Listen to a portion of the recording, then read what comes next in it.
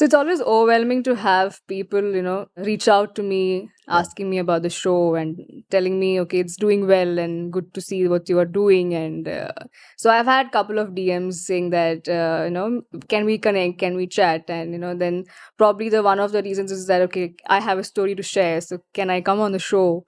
I think from a year that where we were struggling to get guests on the show to this where people are reaching out to us, not like being praising ourselves here, but I think this is overwhelming and says, okay, don't stop, continue doing what you are doing. And I must say about this gentleman, the guest that I have today, that how I got him also was through such one DM by Mr. Varun Tandon, who we are not connected on LinkedIn. We are now, but we weren't then. And he very politely reached out to me on my LinkedIn DMs and said, hey, I've been listening to your show and I think you should get Karan Sawhney on your show. And I was like, yes, of course, why not? And then I'm like, of course, you have a story as well. And that's how we have Karan Sawhney on the Total Indian Football Show. If you didn't know the show, what you're listening to, I'm your host, Siju. Karan, thank you so much for taking time. I know you have a busy schedule. I think from a player, more than a player, because you're pushing out more people to be more fit. Correct. Including athletes, including other actors and everyone. So thank you so much for making time and coming onto the show. No, absolutely. I'm glad to be here. I'm excited and I'm ready to see what's in store. Okay, on that note, let's kickstart with things. You've had 16 plus years of footballing career at your hand. And it's not very easy. I think I've done, when I was looking up and reading about you, you've also done a talk with TEDx and you spoke about fear. Right? Yeah. And we'll come to that a bit later. But one thing that stuck out for me was it wasn't easy for you to make that decision to say, I'm getting into business now. Yeah. Because we all know, I think players know that more than any of us who are fans. Because their shelf life is only a little bit. Absolutely. Right? After that, what do they do? Right. And I think players of today are finally thinking, because yesteryear players, legends from back then, they probably didn't have the right guidance to know what to do. Football was all that they knew. Correct. Right? So how difficult, because I think this is a common question I keep asking on or off the record with players. It's a very difficult decision to switch, right? You've been playing for 16 years and then to take a decision that I think I'm going to head here. So what was that process and journey like for you? And what was the assurity that you got, no, I'll make the switch? Firstly, it wasn't easy at all. It was one of the hardest decisions that I've made because, like you said, I've been playing since I'm 7, playing professional for a very long time. I still miss playing. I mean, I see everyone playing on screen. I definitely miss playing, but I'm doing commentary for a lot of games. I'm on the shows for the ISL and leagues across the world, but that helps me stay connected to the sport in some aspect, although it's the back end. But that switch from football to fitness was not an easy one because there was no assurance on the other side as well. But I mean, it was something where I don't think I put too much thought into it. I just made that switch, although I knew that I could have played a lot more years in football.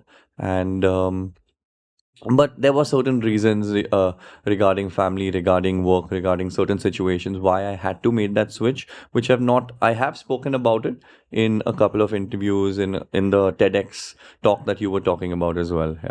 Yeah, because the reason also being, and rightly so, the subject you spoke about in TEDx was fear, right? And instead of, you have two ways to it. You either be scared and not do it, but look right into it and just go with it and go on and do it, right? Now also, I think with excitement or with nervousness, I didn't do my duty of formally introducing Karan, but I'm assuming most of you guys know. He's been a player, yes, he's played for clubs in Goa, in Mumbai, in Bangalore, in Kerala, and he started off with the big names in Mahindra United and with Tata Football Academy. But today he's not just here, sitting here on my show, and I'm privileged to have him because it's a very different story. It's a very good, encouraging story for all the young players out there, because he's an entrepreneur today. He's a co-founder of the Tribe India, along with 2 other co-founders, right? Yes. And also a certified functional trainer, right? And you don't see that very often as well, of players going ahead and educating themselves in other aspects, but very much needed as a player themselves, right? To have that knowledge. It's like how coaches go and educate themselves to be coaches. So when you kickstarted this aspect, like you said, it wasn't easy, but you also have fitness running in your blood, right? Right. In your family line, Yes. and you're a grandson of the Talwarkar family Yes. line, and I think is the biggest brand name today in the fitness industry. Did that also make you probably pressurized? Maybe yes, you have that. Okay, Yeah. you got someone to look up to, Correct. but then you also have to live up to it. So was Absolutely. that another added pressure for you? For me, it was nothing was ever forced upon me. I mean, since school, I was very grateful that my parents supported me to play football straight after 10th grade, going to Tata Football Academy. Got selected, stayed there for 4 years while all my friends were, getting into being doctors, engineers, doing their family, etc. All of that. But my parents supported me knowing that your future in sport is not certain. I Right. mean, there can be a switch any day. You're injured Yeah. one day and it's done. But you spoke about education and awareness where they made it a point that I'm still in touch with my studies. Hmm. Although I did my graduation when I was 26 or 27, I studied on a flight back from America because my boards, my third year was the next day. Hmm. Somehow I got through it. I don't know how, but decent marks. And I think it's because of my parents that awareness was created. But they never forced anything upon me that you have to do this or you Right. have to do that. Any decision that I made was mine. I mean, I did take advice from those close to me. And in terms of fitness, I was always into it as it is in my family. And I've been studying it even while playing, whether it's been functional training, strength training, a lot of other courses, rehab, etc., which today a lot of football players need that knowledge, when you get injured, when Yeah. you're looking to recover faster. But that switch that I made to fitness was because of certain decisions that I had taken. I had started a gym in 2016 that was in Mumbai. I had taken a franchisee from my family and I had taken a huge loan for that say. So I thought I could manage that. I could manage football as well. I could manage fitness as well at that point. But it didn't happen in 2018. I was playing at Kerala Blasters and I had to come back to fitness. It needed my attention as well. It did 3 weeks in a year was not enough because you're playing 11 months in a year. And it was a tough decision, but I'm equally passionate for fitness as well. I love fitness. And yeah, and then it just went on from there where I had a franchisee and then Tribe came into existence much later on in 2020. Right. As you mentioned, right, it was while you were playing as well that you had these thoughts running in your mind, and because fitness was so close to you, Yeah, I think very natural thing to come for an athlete and for a player. Now, because you're also a footballer, let's talk about something about the playing years as well. I think I would love to know if you can take us through that 4 years that you spent in Tata Football Academy, right. because it's still considered as a big thing, Yeah, yeah, right? of Because course. it that's where all the talent came out from. It was the OG talent factory Yeah. for Indian football, right? So for having a young lad from Bombay being selected for that, how is it like? And take us through those 4 years.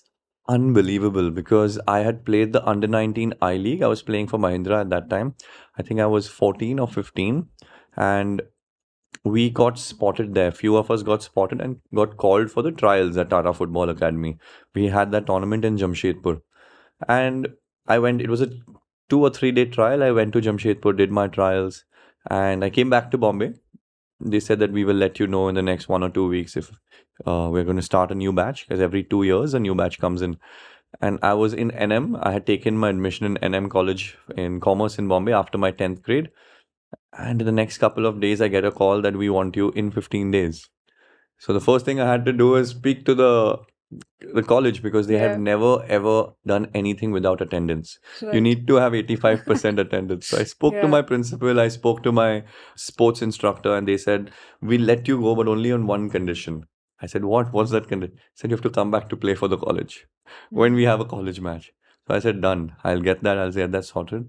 But when I reached Tata Football Academy, it was my life changed 360 from there because you're in Bombay, you Yeah. have things around you, your friends Yes. around you, etc. And now you are in Tata Football Academy, especially from Bombay, where you have people from all across India from different backgrounds. So those 4 years, I mean, the first couple of months It took you time, you have thoughts. Everyone has thoughts like, is this what I really want to do? This is so hard. But no, but you love the game so much, so you Yeah. keep going every day.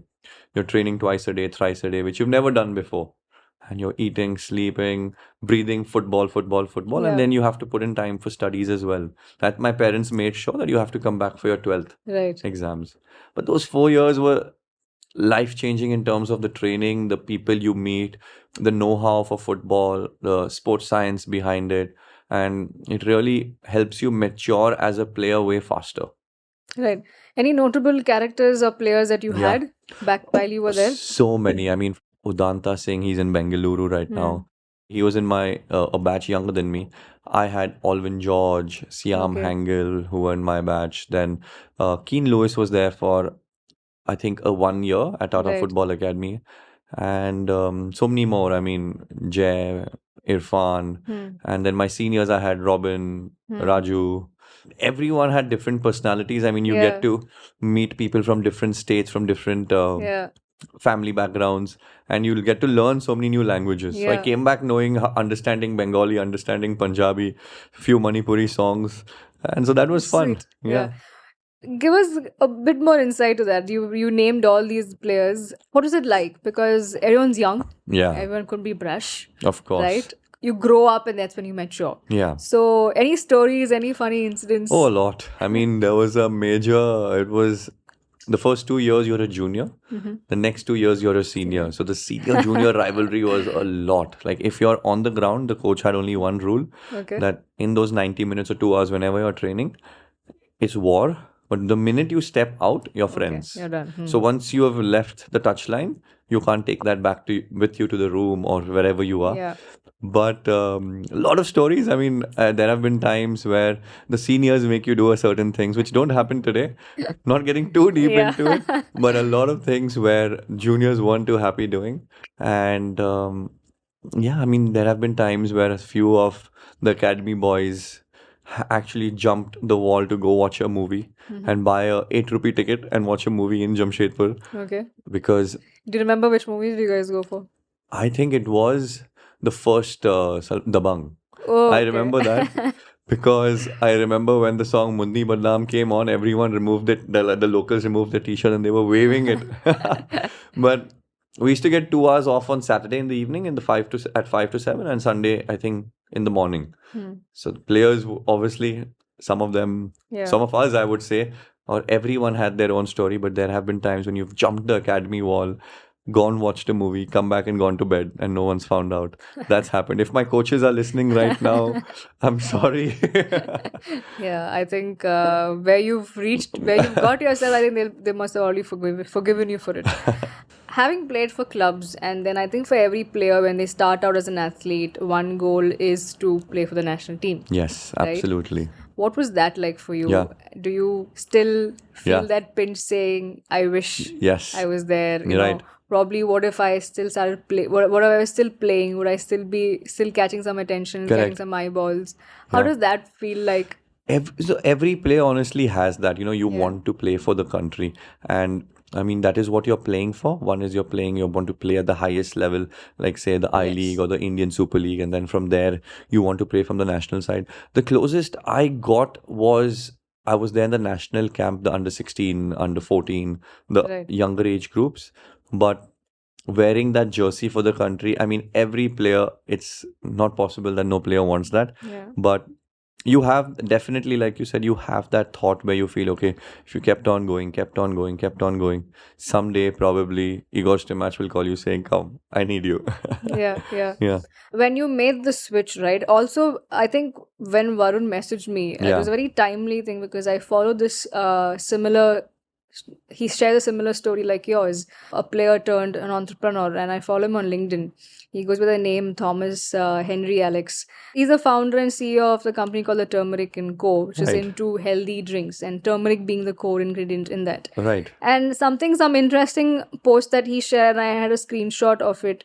One was, I'll just go, probably skim through them, where he says that how it was, like you mentioned, it wasn't easy to make the switch. But for him, he's also playing and he was also got into the business and he was trying to handle both. Right. But he also shares the learnings he got from the sport, which was to be good at decision making, Right. and not be confused Correct. of where should I focus and where should I invest in. Right. And he also mentions about compartmentalizing is one of the most important strategies that he learned. Right. When you initially thought of in 2018, when you started your own as a franchisee, was that back of your mind saying, okay, I have to play and do this? How am I going to do that? Because most of an athlete's career goes into getting themselves trained and making course. themselves fit, but you're also running a business. Right. So has football helped you make those decisions, saying no, I'm sure of this, Right. and I'm going to stick to it?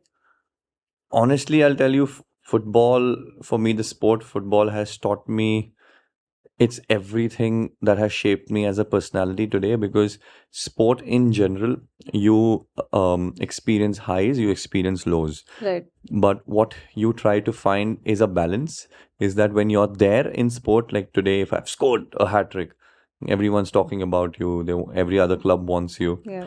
But then that should not get to your head. And there are going to be times when you're low. I mean, I've in terms of, like, say, the lowest time for me was my ACL when I did that, and that you don't take it to your heart.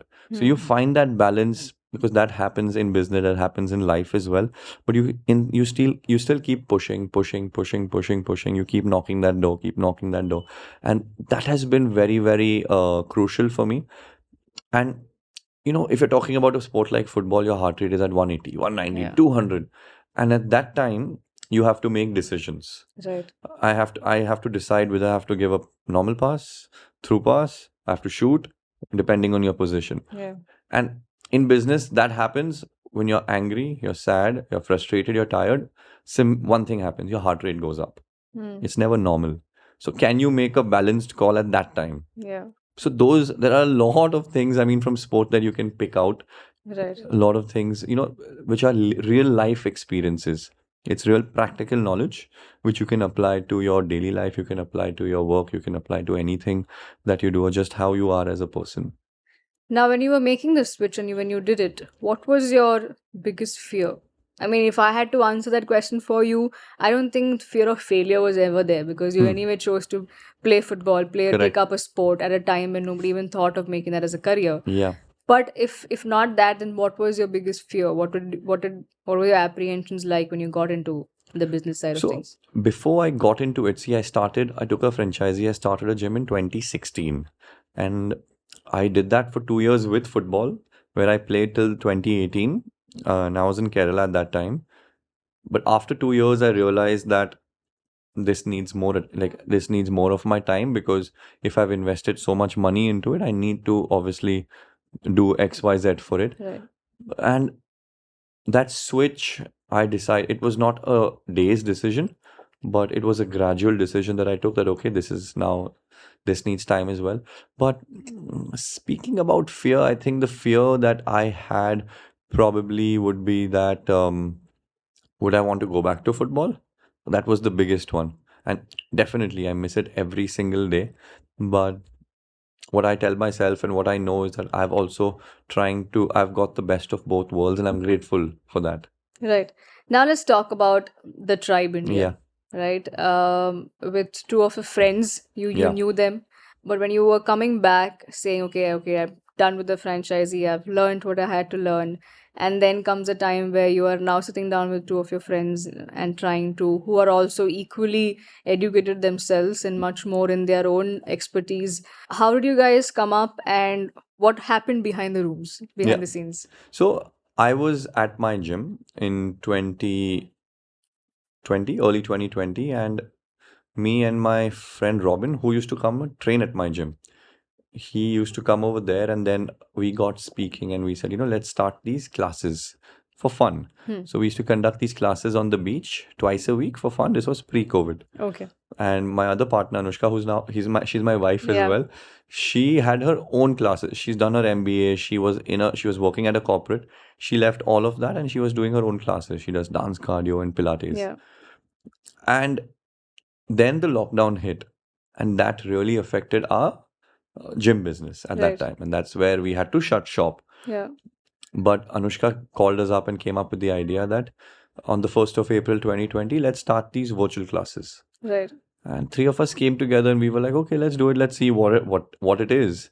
And whatever we made in the first couple of months, we donated 100% to animal shelters and daily wage workers. Hmm. And we didn't know, little did we know that in 5 months we were in 17 countries, 4 continents without any marketing. Hmm. Like we had not spent on anything. Hmm. It was just people talking to their friends, Yeah. talking to their friends The in different pure, countries. most purest form ever, right? Word of mouth, Yeah. exactly. People talking, and that it is possible to get results virtually. Yeah.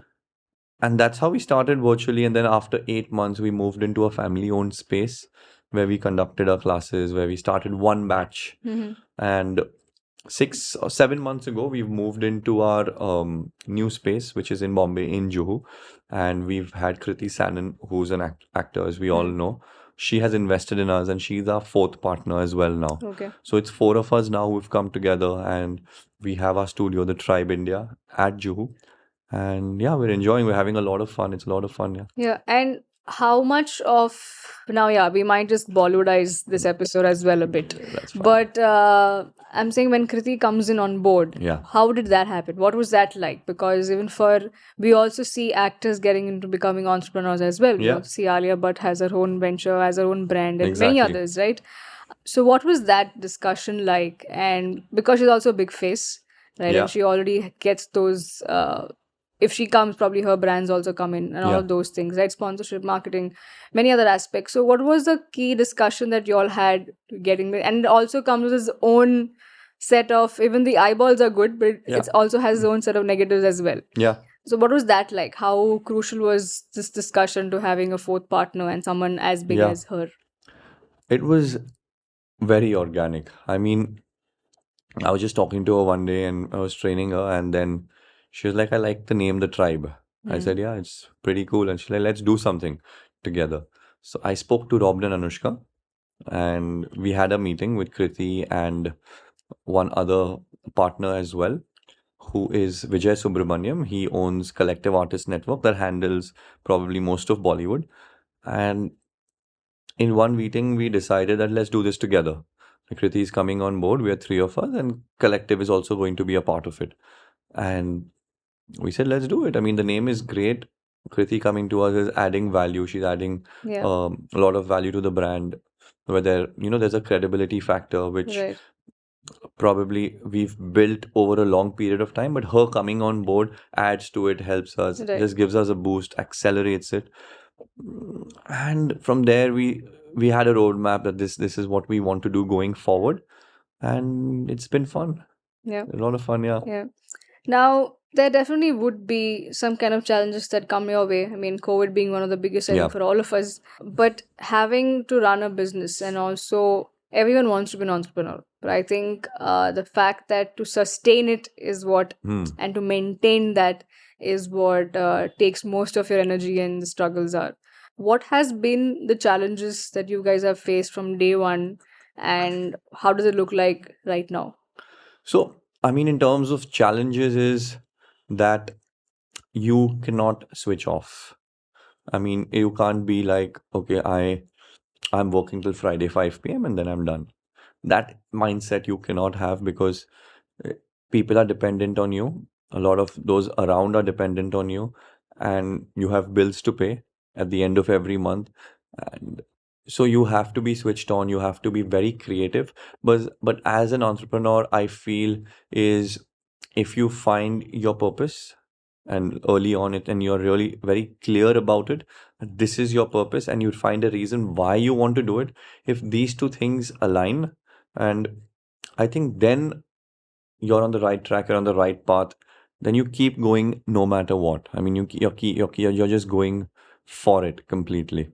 That's Also, like, how does it feel like to have a business partner as also as your life Yeah. partner? What do you guys share?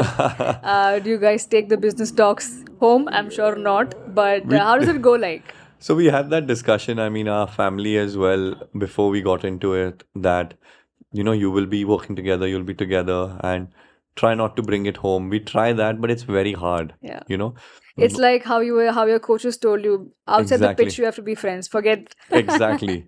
Exactly. So it's very hard to not to take it back home. I mean, we do try, where Yeah. we decide, okay, this time when we're eating dinner or if we're watching something, for example, keep your phones aside. Yeah. But it's not possible to keep your mind aside, right? You're Yeah. still thinking, you're still over there.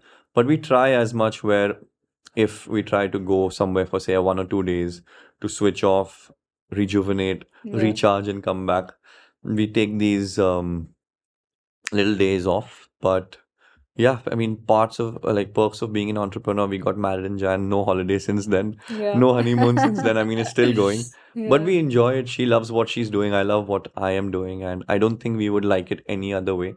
I mean, Right. we are grateful, and I think we're lucky. I'm really lucky that I'm getting to do this as well. Yeah. What's that one quality that you would probably want to share, Hmm. and which you, when you feel, strikes out the most among your partners? And Kriti aside, I would probably say the initial guys that you started with Robin and Anushka. What stood out for you? And they're like, these guys are the ones I would like to do business with or work with. So, I mean, three of us, the main thing is that we walk the talk, and that is very important. I mean, if Robin, Anushka, and I won't fit ourselves, Right. then that will never, I Makes mean, people sense. will never buy it. Yeah. We will never be able to scale. We'll never Yeah. be able to send that message across. So that is first. I mean, Yeah. Robin, Anushka, they take care of their bodies 100% in terms of what you're doing on a daily basis. And that for me is first. And then after that, I mean, I know Robin has certain qualities. Anushka is all heart. I mean, she's 100% dedicated. So is Robin. Robin is a very organized person. Anushka is every single session that she does, it's 1,000% energy. You'll never see a day where, she's down, or even if she has her cramps, her monthly, Yeah. she's still there. I mean, she's not sitting at home. All Yeah. those 5 days, she's taking her sessions. Hmm. I've seen her at night where, it's a lot of pain, Pain. but next Yeah. morning at 6, she's there conducting those Yeah. classes. And with Robin as well, I mean, I think the bigger goal, the bigger purpose is there in hindsight. So the smaller hurdles we are able to surpass together very easily. Hmm. I think, when I am looking at this episode back again, when I Yeah, listen to this, I think the most key would be about how important it is to have education alongside yeah, a player's player's career as well. Because otherwise, I don't see you where you are today. If yeah. that wasn't the case, where your parents infused saying, no, you have to study as well. So, what would that message would be like for any young players, or even the ones who still continue to play? Because we are so exposed. I think this generation and the ones that are already playing now are exposed to social media so much, like you're born into that, and you Exactly. see everything flashy, everything so nice, and everything all Yeah, done and dusted, right? But because you see that, you believe that's where that it comes overnight. yeah, Because nothing, the struggle is not seen, the challenges are not seen, the failures are exactly. not seen. So how would you encourage everyone to, also either pursuing a skill, Yeah. investing in a skill, or how important is this to also have education, side by side? I think it's extremely crucial. I mean, I'm again saying I'm very grateful to my mom and my dad that they helped me do that in terms of education. But I mean, for players today, even when they're doing something for, like, say, learning a skill or doing some kind of course, you see a lot of players becoming coaches now. Yeah. With their playing career in the last few years, they know Yeah. they take up their D license, C license, B license, and eventually are coaching. But it helps you solve problems on the pitch as well while you're Right. playing, because you think a certain way, you make decisions a certain way, because your current career, it helps you in that as well. But say you have an injury or after your career, it is something you can fall back on. It is something that you can take forward. Whether you're, I'm seeing a lot of players in right now who are playing in the league where they started their gym in Calcutta, in Mm. Goa. They're doing something with restaurants in the service industry. Yeah. I mean, you have to have a certain mindset to be able to do that, to be able to think so clearly that, okay, I am willing to invest so much money in this, Right. but to get the returns as well on that, because that is the money that you've made playing football for so many Right. years. And I think it's crucial. But I'm seeing that now the new generation in the new academies, a lot of importance is given to studies as As well. well. Yeah. But it does take a backseat when you turn professional, when Right. you've signed contracts, because then you're traveling. But now I mean, it's not like before. Everything is online. Yeah. Everything is online. When Yeah. in 2012, it was not that. Yeah. You had to physically be present. Right. Now you're in 2023. Everything is online. Everything is accessible. Right. So I think that is the biggest motivation for us. Yeah. Any players that you really loved watching, and also maybe a different take with regards to not just playing, but the fact that they also kind of are investing somewhere or have learned while they were playing. Like few players that when you look back, Yeah. you have no clue that they've also done this, but they have degrees up their sleeve. Yeah. Vincent Company got a business degree while he was Yeah. playing at City. Yuan Mata. I mean, these stories always give me Crazy. goosebumps, and I think if this doesn't inspire you to study or to work hard more than just the pitch, I think I don't know what will then, right? Exactly. So, any player that you had in mind, you said, I think it's our captain Sunil Chhetri. Yeah. I mean, he is, the biggest player obviously in Indian Yeah. football ever for me. But even like I was speaking to him, I had the chance of playing with him at Bengaluru. Yeah. So I know his story where his dad used to handle accounts for the Indian Army. Yeah. So he had that exposure, and I'm saying it on the podcast, Chetri bhai, but he got into Bitcoin early on, and that was because of his intelligence, because of people around him. He Yeah. had that chance, he had that opportunity. But even today, if a person like Sunil Chhetri, who's made loads of money, who's the biggest name in Indian football, if that he is investing, if he has a certain, Or even he's pursuing studies, right? I think in business, something to do with. he's doing everything. Yeah. I mean, Yeah. not only business, and in terms of is where to invest your money, what do you do after when you retire as a professional football player. But yeah, if he can do it, who probably can sit at home and enjoy his life with the money he's made, then so can the younger players who are not there yet.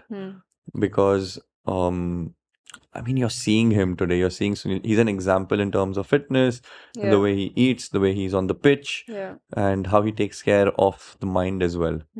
That way. So I think the biggest name for me is Sunil Chhetri, who is pursuing different skills and learning a lot. Yeah. Yeah. And because also it's about football and you're still connected with it, as you've done commentary, you've also dabbled in football punditry. You're part of the FIFA World Cup that got done recently.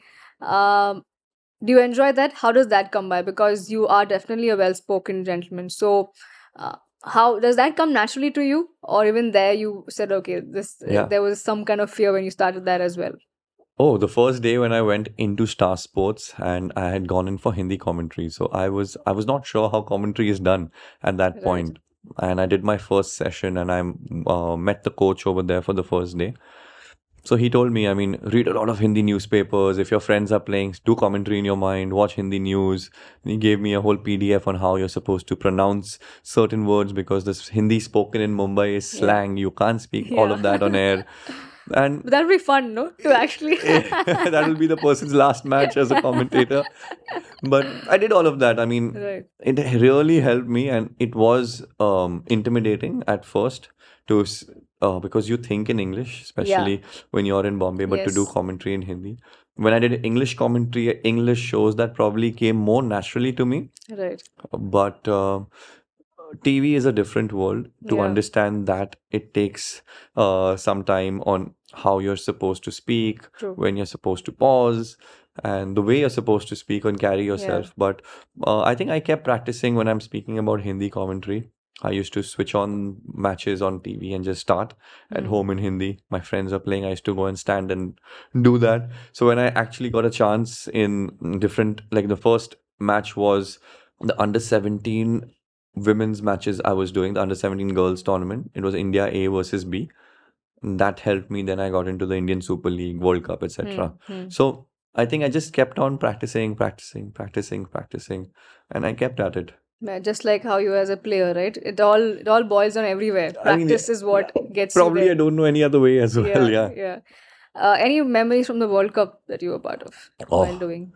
Oh, getting to meet Rooney, getting to meet Perez, getting to meet Campbell.